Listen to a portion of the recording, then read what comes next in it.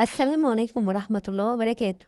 اللهم صل وسلم وبارك على سيدنا محمد وعلى آله وصحبه وسلم. النهارده هنعمل مع بعض فيديو مميز جدا، بس يا ريت نتابع الفيديو للآخر وما تنسوش تعملوا إعجاب ومشاركة لكل أصحابكم وحبايبكم، واللي ما عملش اشتراك يعمل اشتراك.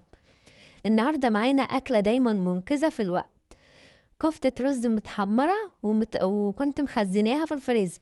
هطلعها دلوقتي ونسويها مع بعضينا في صلصة طماطم مظبوط، طعمها كأنها معمولة حالا. الكفتة دي أنا محمراها قبل كده وعيناها في الفريزر، وهقول لكم المقادير كاملة وأنا بسويها إن شاء الله.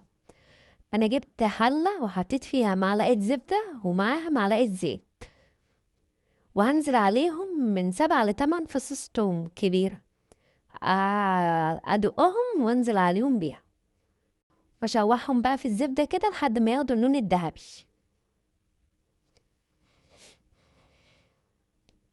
الكفتة دي طبعا من أحلى الأكلات، وبتنقذ في الوقت. لما بترجعي من الشغل تبقي حيرانة تعملي أكل ايه، تطلعي كيس الكفتة وتعملي تحملي الصلصة بسرعة، تعملي جنبيها شوية رز أبيض وشوية سلطة.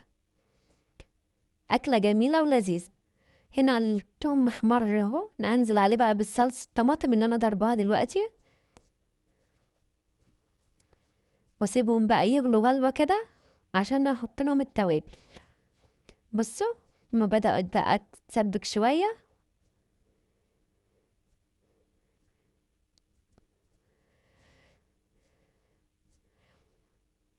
هنزل بقى عليهم بالتوابل بتاعتنا. التوابل بتاعتنا عبارة عن ايه؟ فلفل والسبع بهارات ومعلقة بابريكا والملح، بس توابل بسيطة عشان هي الكفتة أصلا فيها توابل وانا بطحنها. دي شكل الكفتة بتاعتنا اللي طلعتها من الفريزر. دي التوابل اللي أنا استخدمتها: ملح وفلفل والسبع بهارات ومعلقة بابريكا. هي كده الصلصة اتسبكت خالص، هنزل بقى بالكفتة بتاعتنا. بصوا شكل الكفتة جميلة ازاي. انا يا دوبك لسه مطلعاها من الفريزر. هديها بقى تشويحة كده في الصلصة بحيث تشرب من الصلصة جامد، وما تبدأ تشرب من الصلصة ازودها بقى مية. انا بغليلها كنكة مية سخنة. بصوا هي شربت من الصلصة جامد اهي، الصلصة بتاعتها نشفت، ابدأ بقى ازودها مية عشان تستوي فيها. بس شكلها جميل اوي.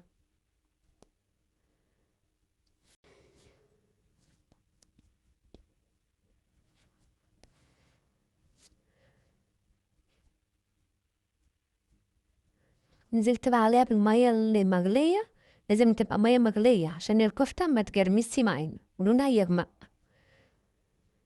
وهسيبها بقى تستوي، هوطي عليها أول ما تغلي واسيبها تستوي بقى براحتها.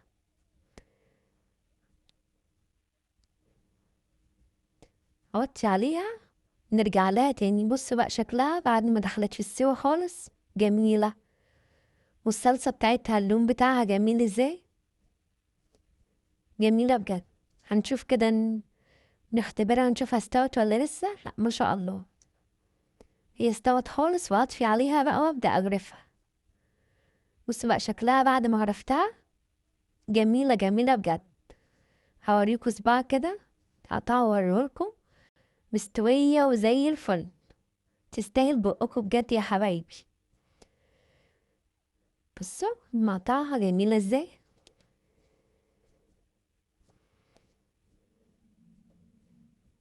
جميلة. بس مستوية خالص وجميلة، ولا مهرية ولا حاجة، بتقطم معاكوا كده وجميلة.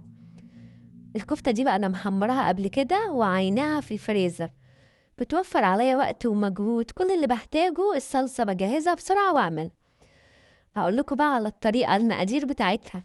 دي لحمة جملي يا حبايبي، اللحمة الجملي ما بتفكش خالص من الكفتة. أنا عاملة بقى المقادير بتاعتنا ايه: كيلو لحمة عليه كيلو إلا ربع رز، عليه بصلاية كبيرة وخمس فصوص توم وربطة خضرة مشكلة، كزبرة على بقدونس على شبت، ربطة واحدة نشكلها.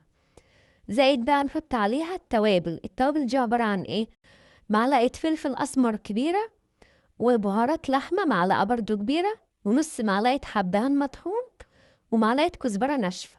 تحطيش أكتر من كده، وتطحنيها وتيجي تصبعيها وتقليها وأول ما تبرد تعبيها في أكياس وتعينيها في الفريزر. دي بتنفع جامد أوي والله العظيم، جميلة جميلة بجد، تنفع في الأزمات في أي حاجة.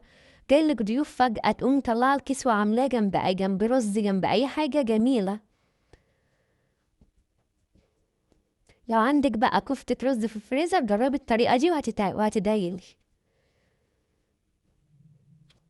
بصوا شكل الكفتة جميل ازاي، بألف هنا وشفا لكل اللي ياكل يعرف. وبكده نكون خلصنا فيديو النهاردة، أتمنى يكون الفيديو نال إعجابكم. لو عجبكم الفيديو ياريت ما تنسوش اللايك والشير وتعليقاتكم الجميلة اللي بتفرح. لو لسه أول مرة تشوفوا قناتي أتمنى الاشتراك في القناة وتفعيل زر الجرس على الكل عشان يوصل لكم كل جديد. استنونا إن شاء الله في وصفات تانية جديدة وسهلة ومميزة. دمتم بخير وبحفظ من الرحمن. السلام عليكم ورحمة الله وبركاته.